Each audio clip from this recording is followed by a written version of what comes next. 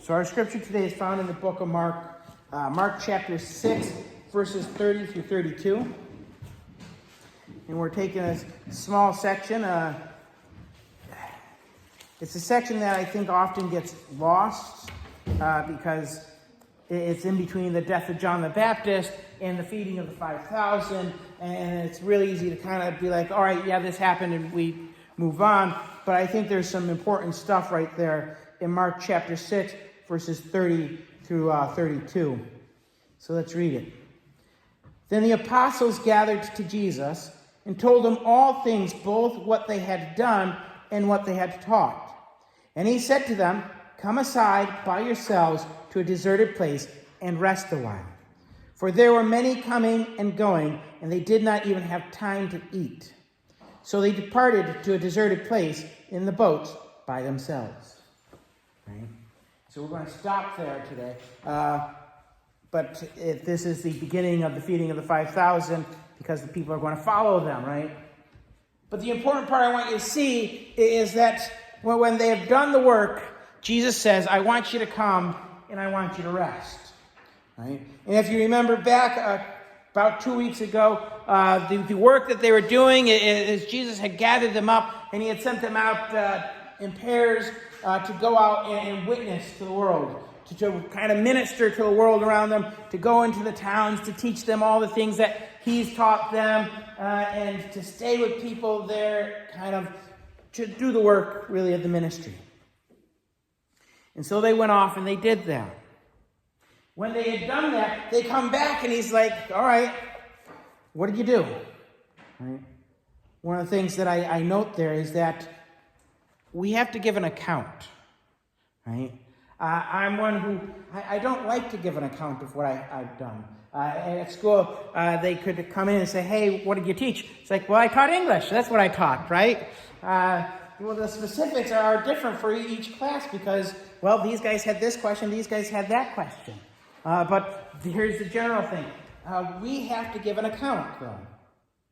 The reality is we all have to give an account, right? When we go up to heaven someday, we want to stand before the judgment throne and give an account of what we've done in our lives.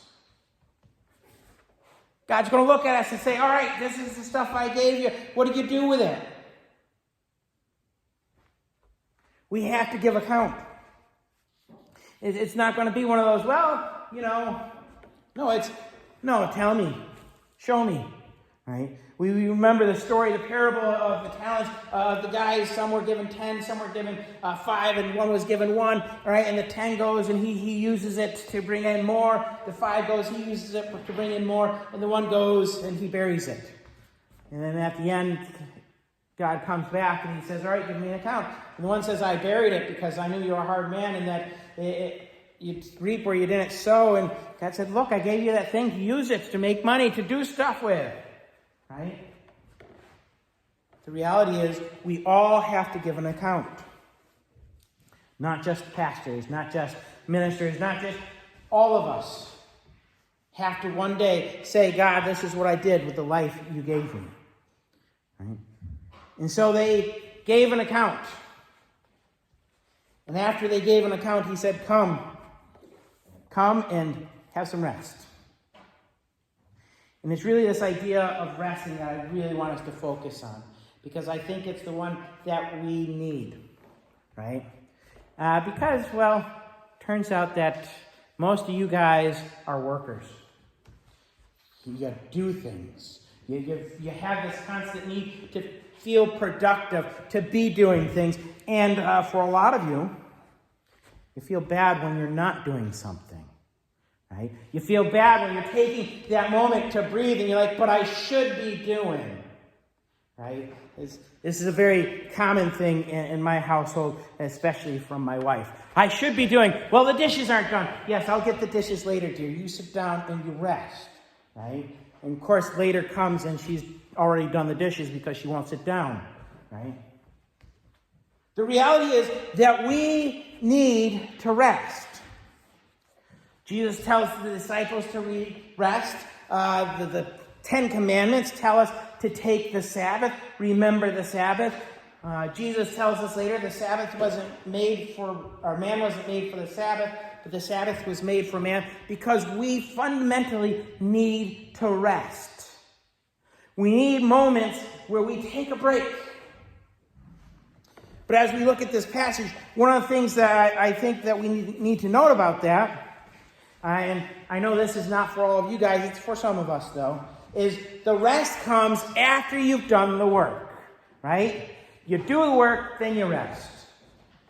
And I say this and I look down at some children, right? You do the work and then you rest, right? Hey, Abigail, you do the work and then you rest, right? And she's like, no, yeah, we do the work and then we rest.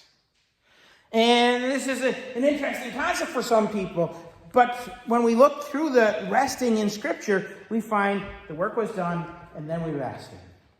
I have found in my life, there are some days where I say I'm not doing any work. You know what? Those days, they still exhaust me. They still make me tired. We go on vacation. At the end of vacation, you know what you need? You need another break. You need another rest. Because, well, it's exhausting. But the real rest comes after you've done the work. Because when the work's done, it's easier to rest. A, because the work has tired you out in different ways. But B, because then your mind's at ease. You know, if the dishes are done when Sarah goes to bed, it's easier for her to go to sleep because she's not going, I got to wake up and do the dishes in the morning. Right? So it's easier to rest when the work is done. But when we look at Scripture, we see that's the pattern. We see here they did the work, they rested. We go back to the book of Genesis. Genesis chapter 2, verses 1 through 3. Thus the heavens and the earth and all the hosts of them were finished. And on the seventh day God ended his work which he had done. And he rested on the seventh day from all his work which he had done. Then God blessed the seventh day and satisfied it, because in it he rested from all his work which God had created and made. And I love that. God did the work and then he rested. Now here's one of the things that I find interesting about this. When he rested, what did he do? He rested from all his work, right?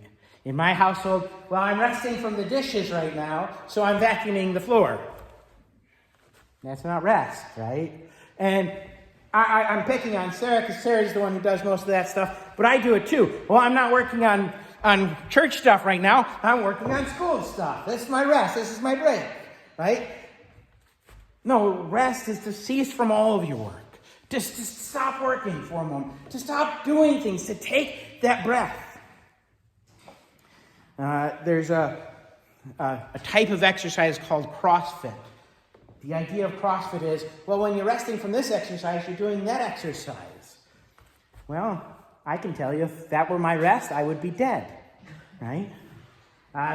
This week in my martial arts, one of the things they've been trying to get me to do is to persevere through an entire class because, I take a week off and I can't do a whole class anymore, right? And so they were teaching me, you got to take a rest, right? Stop doing the exercise for a moment.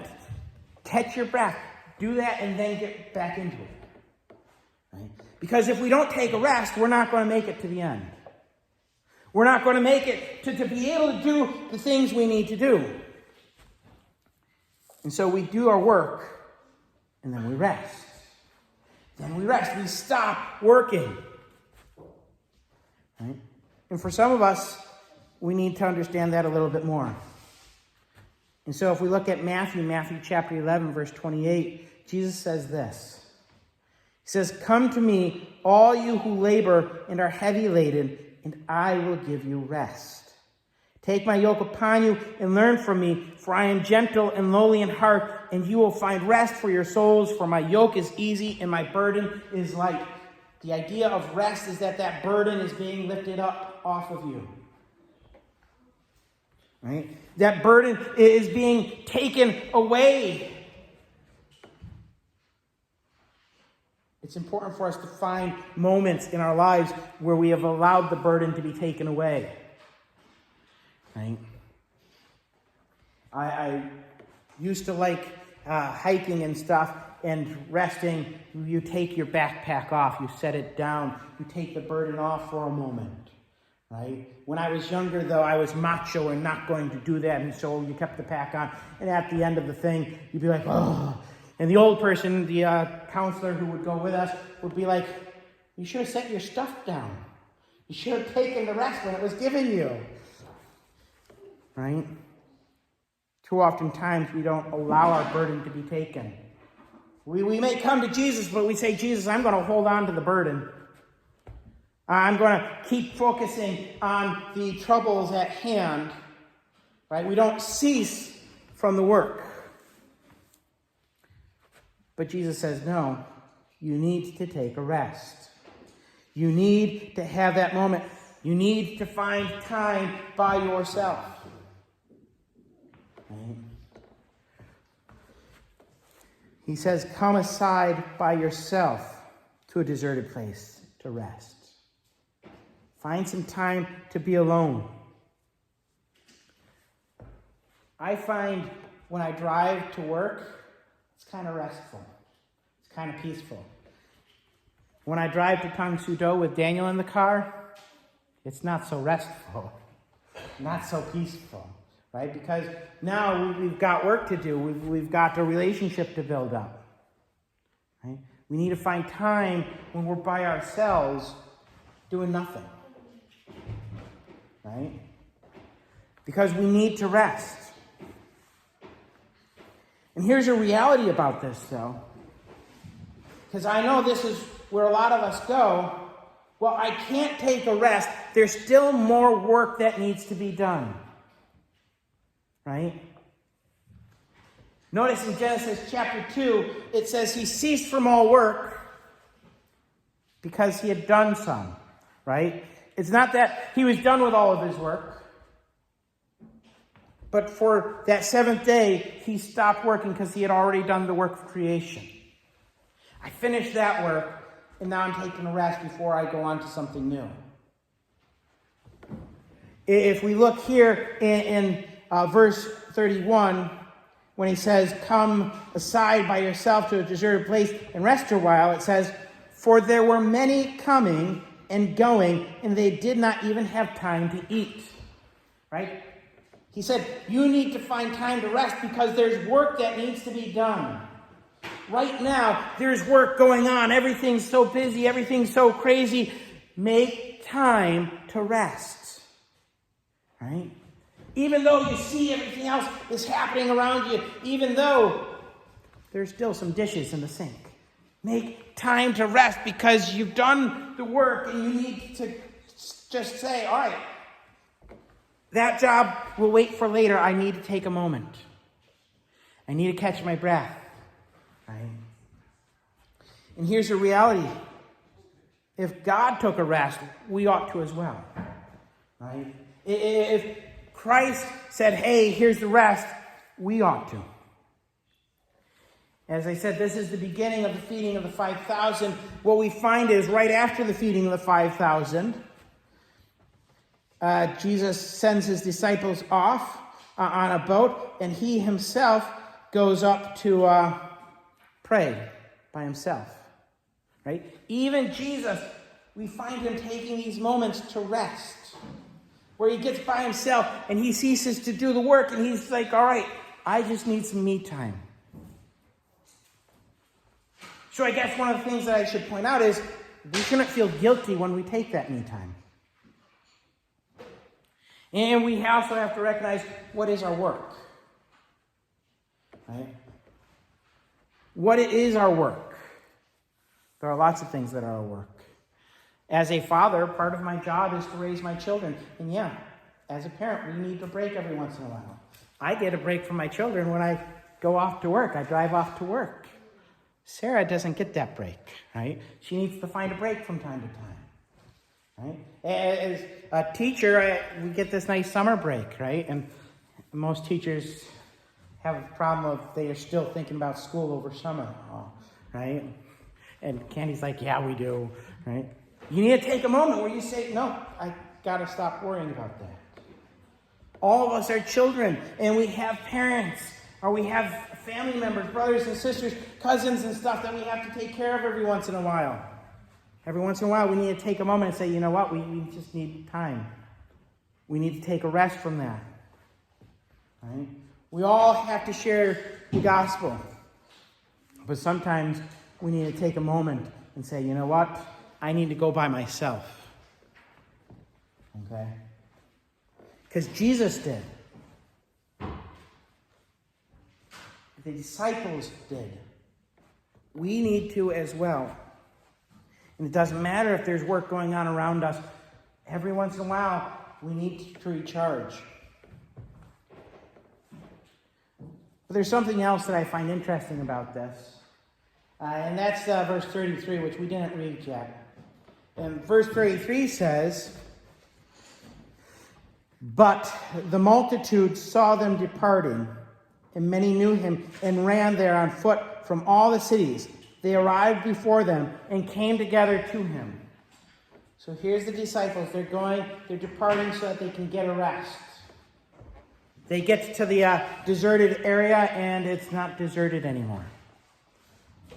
Sometimes when we try to take a rest, the work shows up. You know, sometimes we try to get alone, and well, somebody shows up and interrupts that rest. What I want to note about this is sometimes the rest is what happens as we're trying to take the rest. Right? Sometimes the rest is just that quick breather. In tongue pseudo, that's what they were trying to teach me, was to take that breath and then start the work again. Right? Rests don't have to be a long time. Right? It doesn't have to be a prolonged period. Sometimes it's just a moment. Catch your breath when you can. Catch your breath because the world is coming at you. Right? Find those moments in your life when you can be alone. Find those moments where you're able to regather everything. Because it turns out that, yes, there is still work to be done. You can't stop. You can't stop working. You can't stop relating. You can't stop worshiping. You can't stop witnessing. Forever. Right? And I would note that there are a lot of people I know who, once they take a rest, they don't want to start up again. And it turns out that Newton's laws of physics actually apply to humanity as well. An object in motion likes to remain in motion. Right? We like to keep working when we're working because, we got to get it done, but we need to take that rest. But once we're resting, sometimes we don't want to get back to the work. And the reality is, no, we got to get back to the work too. We got to get it done. And so we need to find those moments. We need to find those moments. And we need to be intentional when they're given to us to take them. Right? And I think that's one of the bigger problems we have in our world today, is taking them when they present themselves. Because we have a lot of things in our world today to distract us. I will acknowledge that this week I've been playing a video game too much. And it's been robbing me of some of my rests. Right? Have a break. And what I really should be doing is resting. And instead, no, I've got to running around as an alien catching humans. Right? We find things that distract us, and we allow them to distract us, when really, when we're off given that option to rest, we need to find a moment to take it. Right? To say to the distractions, no, I need this moment. And I can tell you that this week with school starting back up, I've needed that moment. Right? And so I'm preaching to myself more than I'm preaching to you guys maybe. But we need to rest. If we don't, we're not going to make it. Because there is an end goal. Right? And there is a final rest when all the work is done. We want to make sure that we persevere to that moment. The book of Hebrews says this: "Therefore, since a promise remains of entering his rest, let us fear, lest any of you seem to have come short of it. For indeed the gospel was preached to us as well as to them, but the word which they heard did not profit them, not being mixed with faith in those who heard it. For we who have believed do enter rest. And then jumping down to verse 8, for if Joshua had given them rest, then he would not afterwards have spoken of another day. There remains therefore a rest for the people of God, for he who has entered his rest has himself also ceased from his works, as God did from his. Let us therefore be diligent to enter that rest, lest anyone fall according to the same examples of disobedience. That means that there is a final rest, a day of retirement.